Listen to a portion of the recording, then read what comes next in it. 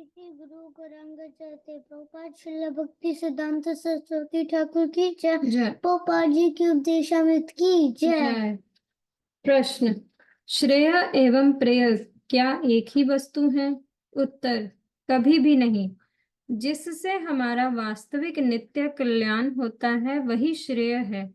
हमें जो अच्छा लगता है वही प्रेय है तथा जिससे हमारा भला होता है वही श्रेय है। इन दोनों के बीच स्वतंत्रता की स्थिति है।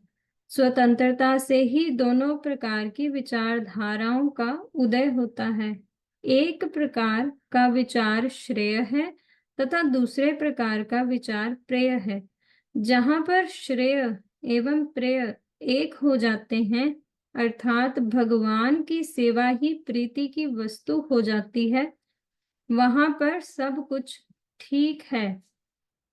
किंतु ऐसा ना करके, अर्थात श्रेय को त्याग कर जब हम प्रेय में ही व्यस्त हो जाते हैं, तब हमें असुविधाओं में पड़ना पड़ता है। जहाँ पर श्रेय एवं प्रेय एक हो जाते हैं, एक हो गए हैं, वहां पर कृष्णानुशीलन के अतिरिक्त अन्य कोई भी कार्य नहीं हो सकता।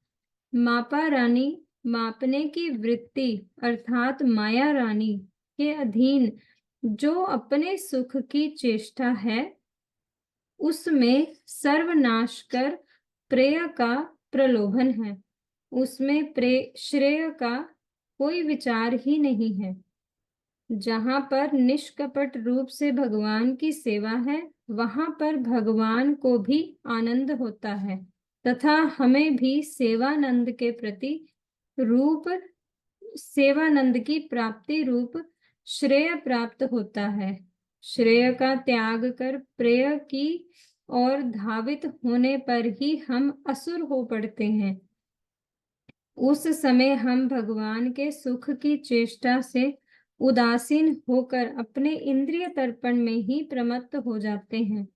जहाँ पर श्रेय ही प्रेय होता है, वहां पर भगवान की सेवा के अतिरिक्त अन्य कुछ भी कर्तव्य के रूप में परिगणित नहीं होता। जो श्रेय के विचार को ग्रहण करते हैं, वे कर्म फल के भोग को भगवान की कृपा जानकर उसका भोग करते करते तन मन वचन से भगवान के चरण कमलों में शरणागत रहते हैं।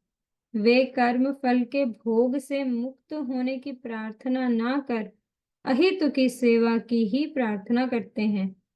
ऐसे श्रेय के आश्रयकारी व्यक्ति ही भगवान के चरण कमलों को प्राप्त करने के अधिकारी हैं। प्रेय के मार्ग में मृत्यु अर्थात संसार को जय नहीं किया जा सकता।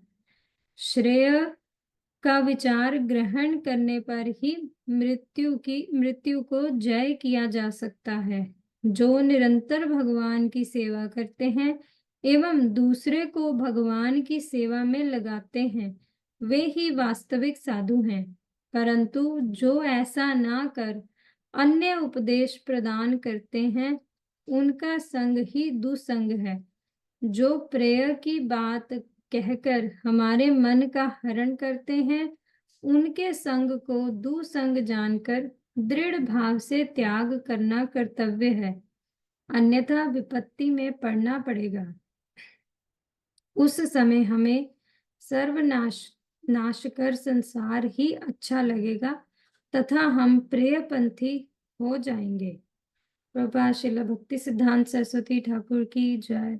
श्रील प्रभुपाद जी के उपदेशामृत की जय।